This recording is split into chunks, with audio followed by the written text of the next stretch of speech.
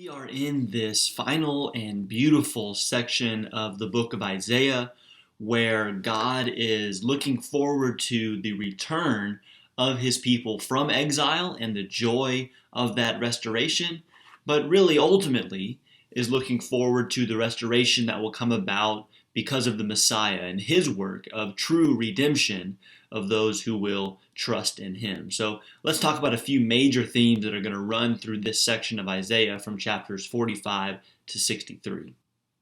Okay, as we saw in the previous section of Isaiah that we read last week, all of this really is anchored in and rooted in the character of God himself, who is like me. I am the one that tells Cyrus to send my people back. I am greater than the gods of the Babylonians. No idol can be compared with me. This is the language of Isaiah. But in particular, there are two qualities of God, two characteristics of God that are emphasized: his judgment, his justice to bring a fair punishment, to bring his wrath upon the peoples. That is in regards to Babylon, that Babylon will be brought down in judgment so that God's people can return and be restored.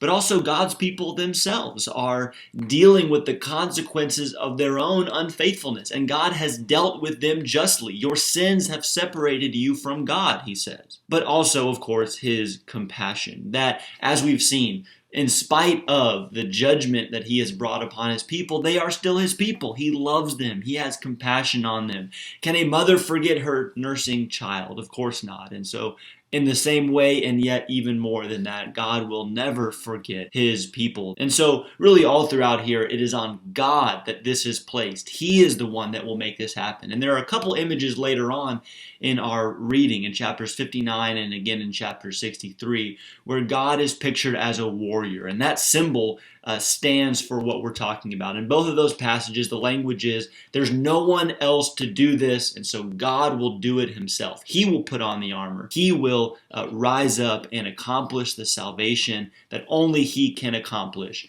which involves, as we see, both his justice and his compassion. Well, in terms of the particular way that God will accomplish this, we see more and more through this section this developing picture of the servant of God who will accomplish this work. This was alluded to for the first time back in chapter 42, the servant who was anointed by God to bring justice to the nations. The servant of God is the one chosen to bring God's people back to God, but yet it's going to be a difficult work. And so the servant says that he gives himself over to be beaten, to have his beard pulled out. And then, of course, this all culminates in the very famous passage in chapters 52 and 53, where the servant of God suffers and is killed to atone for the iniquity of the people. And the result of that is seen then in chapters 54 and 55, that because of the servant's work, there is restoration, there is new life. There is this great invitation to come to the waters, to drink, and to enjoy the feast, the blessings of God. But all of this is only possible because the servant, the Messiah, laid down his life so that the people of God could be forgiven and restored. But it is that forgiven, restored people that are described, people that were once excluded, foreigners, eunuchs, those that were on the outside are not now brought in. Notice there is description of people that are now made holy. There is no more wickedness. There is no more evil among God's people. God's people are purified to keep his Sabbaths, to fulfill his commandments, to be loyal and faithful to him alone. They are a changed people, and they are a people who dwell in a beautiful, restored, and secure city. Notice several of the images of these chapters and how they are reminiscent of the book of Revelation, a description of a Zion that is beautiful and restored. And so Isaiah gives us this beautiful picture of the people of God and their dwelling place with God. That is, again, only possible because of the work of the Messiah and because of the character of God himself who has accomplished this salvation.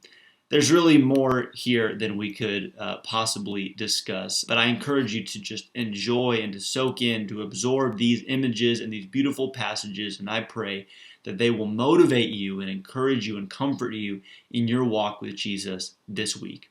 Thank you for watching.